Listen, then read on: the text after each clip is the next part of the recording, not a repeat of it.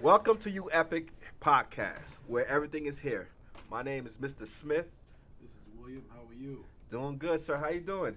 I'm hanging tight, man. One day at a time. All right, let's do some recap, man. So let's tell the folks about your surgery you just had, man. Well, I had a full thyroid removal.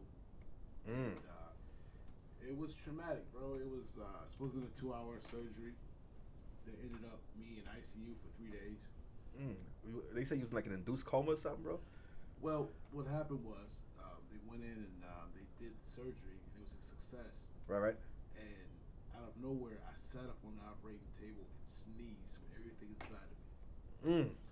And what happened after that, what caused the veins in my neck, whatever veins or whatever they was, exploding. So you stood up like Frankenstein, Like Frankenstein. boom. Like somebody put a knife in my back. But I thought you were sedated. How'd that happen? It must have been God, like you said, bro, because he said my neck began to swell because it swelled with blood. Back in. And So fix that. And fix it, but so they had to put me in a induced coma. You had no idea until after, right? Bro, I'm trying to remember. I can't even remember when I got ready for surgery. let alone after what happened, because they had Right. me on some serious fentanyl. Ooh, like the real stuff. Yeah, that Michael Jackson juice. That real stuff. Yeah, man, it was something to deal with, and it wasn't until my wife showed me the pictures that really set in, bro. Like, Wow. it was crazy. Like being in a coma, like you sitting there dead. Ain't that something? It's like my wife gets a phone call saying, "Yo, surgery's good." 2 minutes later, husband in a coma.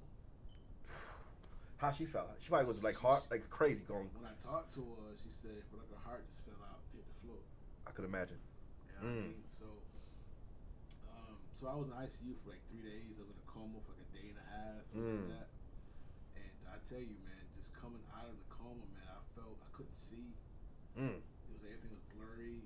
I felt like I couldn't help myself at all, bro. So what you learned from that, bro? I learned. What lesson the Lord showed you? Right? What you learned from that situation? After now you could walk, you could talk. Well, let me back up a little bit. I really appreciate the fact that God allowed me to sneeze while the scalpel was still hot. Right, facts. Because, I could have been working at the barbershop. And then boom. Dude, I could have been in Baltimore with you.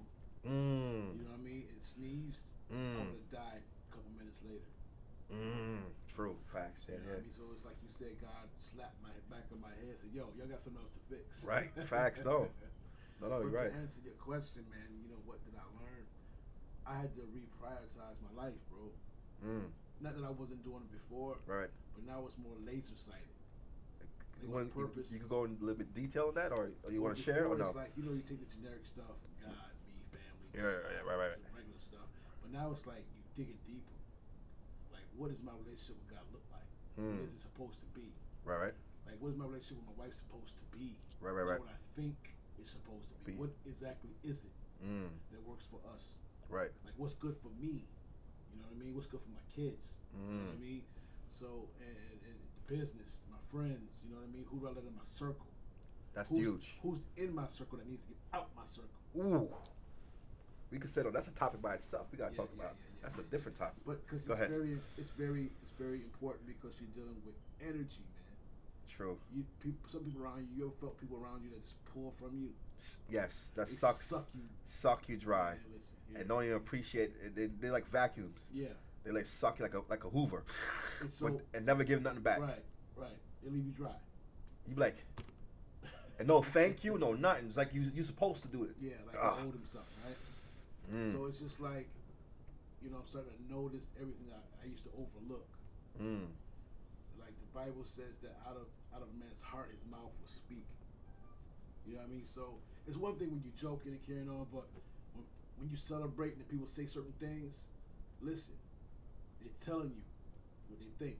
Right. You feel me? Yeah. And they may be above their head, maybe just naturally just coming out. And so I just been listening to people, and when I cut them out of my life, I don't cut them off. I cut them out of my life. You're right. Which means they don't have the same access to me. That's big. That's huge. Before, that's huge. Right? And so now they ask me, "Yo, Will, I called you 3 days ago. I said, you lucky it wasn't 6.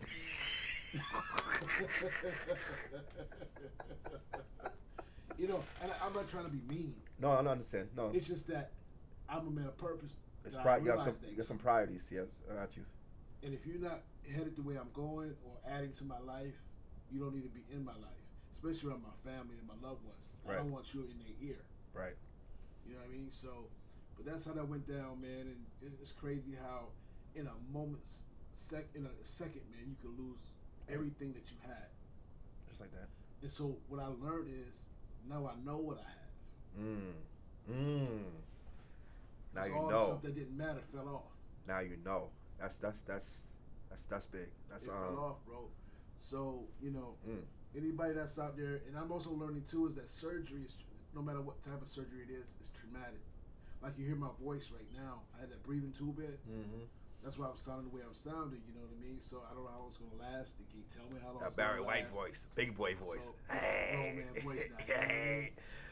But and my body is hurting. Right. Because I went through a traumatic situation. My body went through shock. They shut my whole body down. It gave me drugs. That's like an instant drug addict. You know what I mean? And so God is keeping me through that. And so it's kind of hard at night to sleep because I sleep with CPAP too. Right. So I'm finding myself trying to heal, but in the healing process is pain. Right, of course, yep. A lot of people think, well, gotta snatch you from this to that.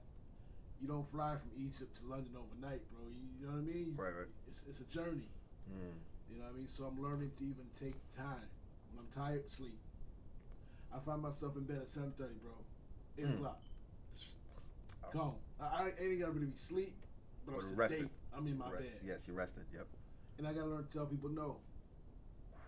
When turn that Yes, turn the phone off. Because it's hard for you to say no. Oh, good night. We get this guy like, yo, hey, yeah. You come on over. Come on in. And then I'm like, huh? Like, okay, all right. That's a different topic. Yeah, I mean, I'm learning, because I think God put us together, man. As business partners, but as brothers to balance each other out. Because my heart can give all day, and you'll give her too, but you have breaks. I'm gonna break this Cadillac going downhill. You like yo. No, it's not break. It's not about. I don't think it's breaks. I think when people need help, you help them. I think there's nothing wrong with that. I always give advice. Tell people how to go get your gun permit, go get your credit right, do this because you could do this, you could do that. You got good credit now, do this. Don't wait. Like so, I always try to help people. Maybe I'm not in that position financially to give, but I give them what I know, the knowledge I do know. I share it all the time. I don't care who you are. Right. You could be, hey, this guy told me to do this. Hey, this is how you do it. So I don't have a problem with sharing and giving. I just have a problem with, I just don't, I don't mind giving, sharing. I don't care. If you win, you win. Great. But I just don't let everyone get close to my circle to give, like personal information. Okay. So I'm like more like you gotta be my circle for me to be to tell you how I really feel, how my brain. I don't give that out. That you gotta be in. Well, those are the breaks. That's what. Yeah, you don't get like in my like. Me, I meet you one day. You at the dinner table. Oh man, ain't nothing wrong with that kind. That's oh my God. That's where I'm opposite. You're not coming to my dinner table the first. No, right. But as in giving out information and sharing what I know, especially when I do like on the side little stuff, real estate stuff, and people wonder how you do flip paper without owning a house. I show them what I learned, and I pass it on to them, because that's if it could empower you to make money and take care of your family, I don't care. I can shoot you all day. There's nothing wrong with that. I won't never hold information that way. That's why Uepik is going to be such a great platform, because our goal is to really get you the information you need to get you to the next level, to legitimize. Thank you. That's the word I can't pronounce out the tongue. Right. But yeah, so that's what's up, man. So what happened? Now your birthday was right afterwards, right? Bro, it was like God had other stuff planned out, bro. Right. I was somewhat estranged from my children. I got 5 kids. I got 2 up top. The Fat Five. The Fat Five. Ooh, right. They're fabulous too. Yes. And my oldest son William just got married. You know what I'm saying? That was what's up. And he's about to have his first child. Your first grandkid coming around February. Yeah. Congratulations. Congratulations. Ooh, right.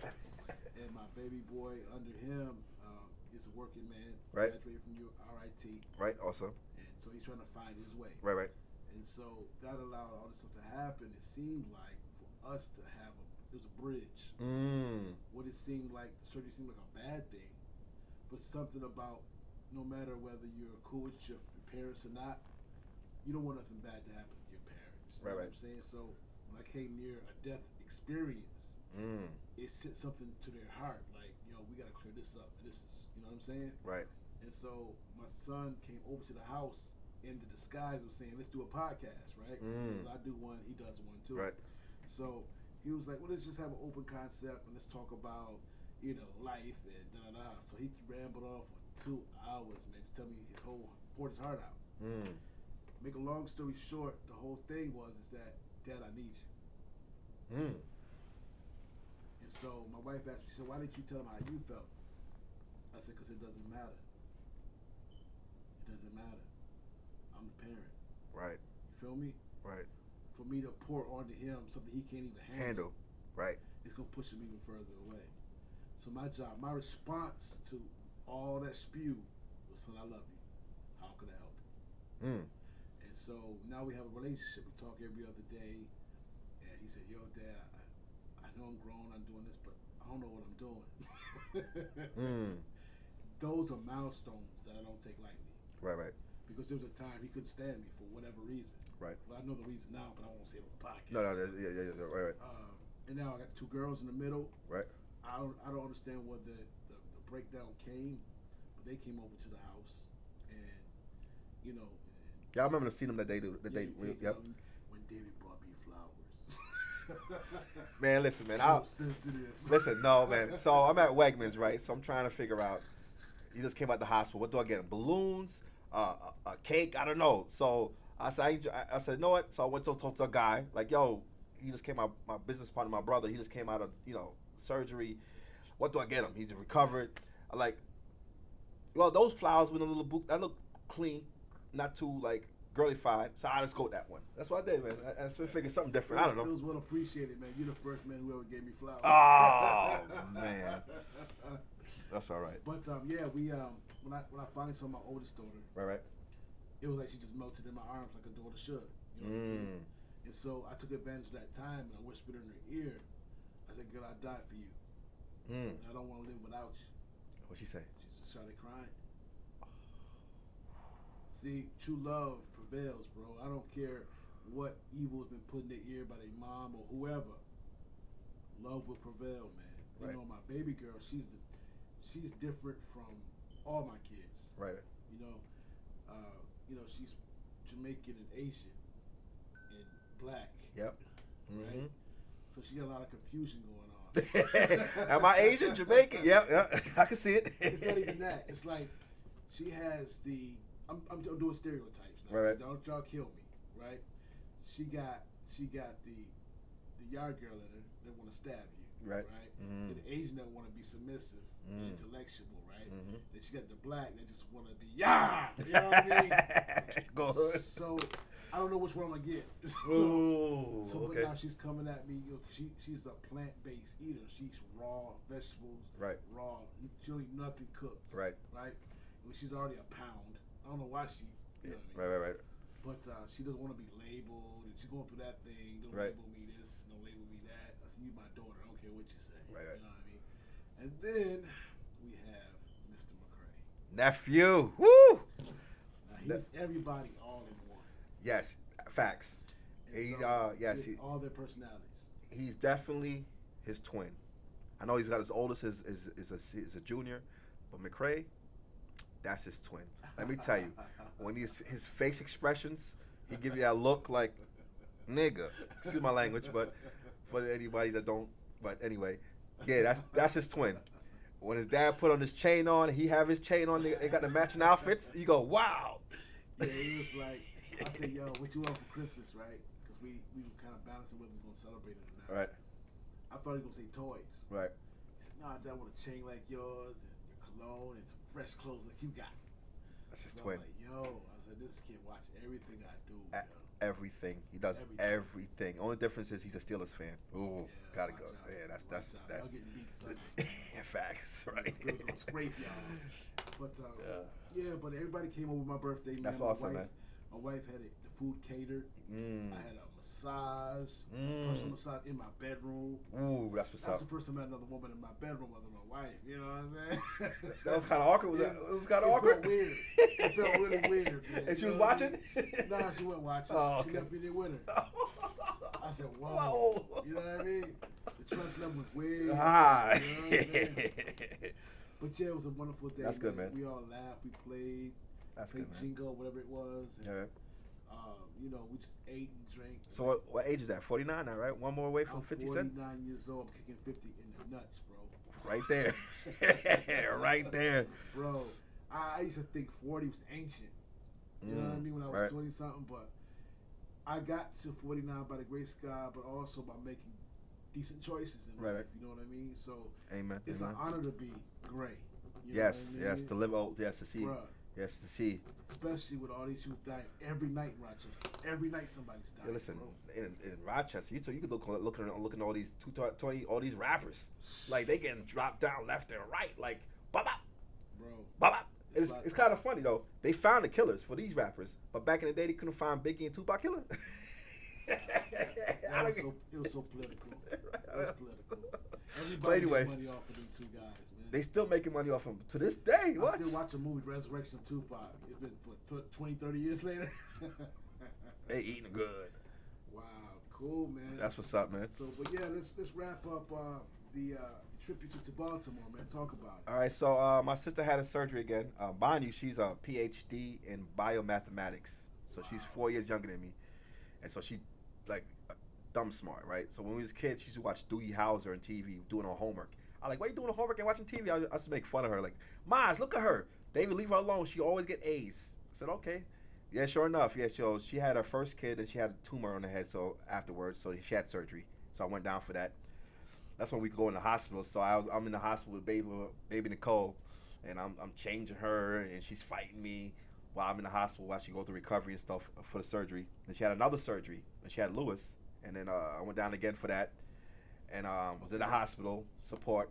And then all of a sudden this time she was feeling dizzy. She passed out, and then my mom told me she's not like she's having surgery again. I was planning on going to see her the following weeks. I heard she wasn't feeling too good. Okay. So, but come to find out that same week I'm going down, the same week she's having the surgery. So when I was there, it was a perfect timing, right? I couldn't go to the hospital, so I stayed with my nieces and nephew. All right. At the house. So I figuring because of COVID, can't travel and only the spouse. So I end up making a route for the barbers and that I know that does schedulers in Baltimore and Maryland and Bel Air. So I just hit up some of those shops. Baltimore, is that where the Fresh Prince of Bel Air? No, that's in California, but she live in Bel Air. It's kind of, okay, so I'm a little dumb when it comes to yeah. So Bel Air, that's California, but there's a Bel Air. That's where she lives. Really? And you know where I got confused? He's from Philly. Yep. And it's Bel Air. Never mind. Okay. I'm a little lost. So I made a map out about 35 barbershops, and I just went out to was that Friday and Saturday, I think, or Thursday, Friday, and Saturday. I just went up to the shops, told them about the Uepik app coming out. It's free, right? I told them that some of the stuff we're gonna have for the back end when we roll that out. A lot of them was like really receptive. So we put them on our Instagram. Some of them took pictures, so we put them on the Instagram page.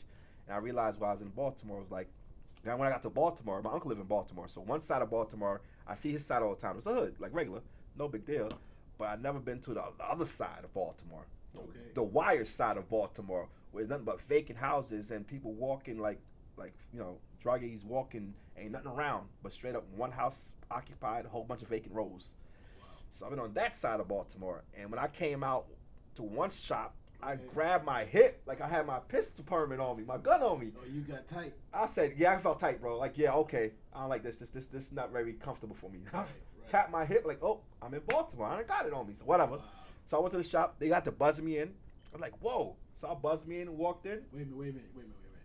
Like you going into a vault or some type of bank? Bro, I had to hit a buzzer, hit the bell, and they buzzed me in.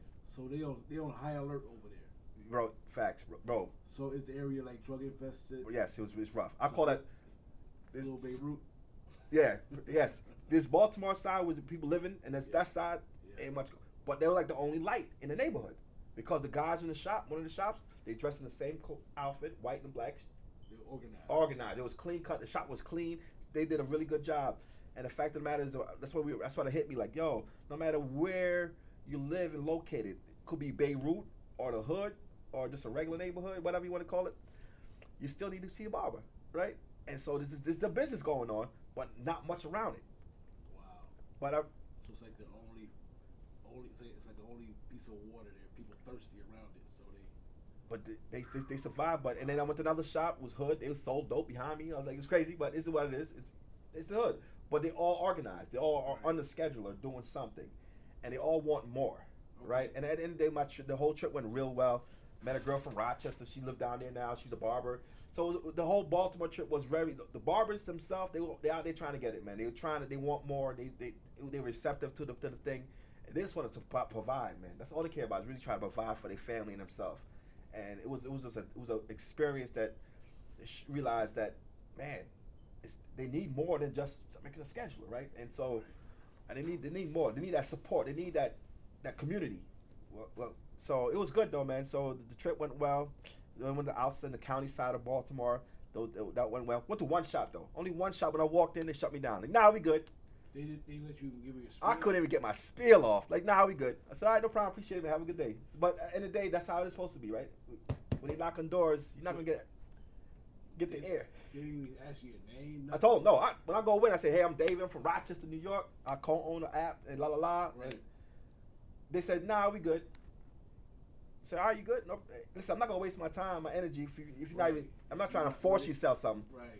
If you got no interest, I'm not going to wait. Because what's going to happen is when the app rolls out and everybody's using it and your friends talking about it, like, yo, bro, why are you using that company? Use this. It's free. And then they have back-end stuff for you. Like, what you doing? You're going to jump on it too. And then that light bulb going to hit on. Hey, they came to my shop. Like, so it was dope, though. It was good. It was a good visit, man. I respect Baltimore and the hustle they got, man. Because they out there trying to get it, man. Just like any other barbershops, right?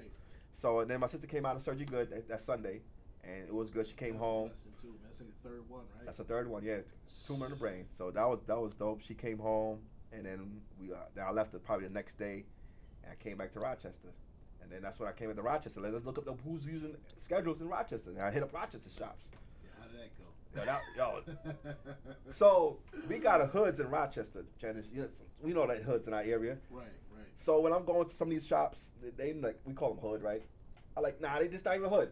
It's kind of like, to me, like now, leaving from certain parts of Baltimore, this is like suburbs to me. That's how I felt. It wasn't even a hood. Like, because when you work to a neighborhood that you never been into, mind you, I lived in Queens, Baisley Projects. I live in Queens by that area, by Baisley Projects, Sufton Boulevard area. Okay. So you see it, you in the hood, like you, drug dealers, heroin, whatever. You see it all, right? But I never seen a hood like that section of Baltimore before. Like, I never seen it like really need some help. Like, they really need they need support, man. They need help. They need to get it cleaned up. Right. And it's like once you go through that, it's like going through other neighborhoods. It's like, man, listen, that ain't nothing. It's like a cakewalk.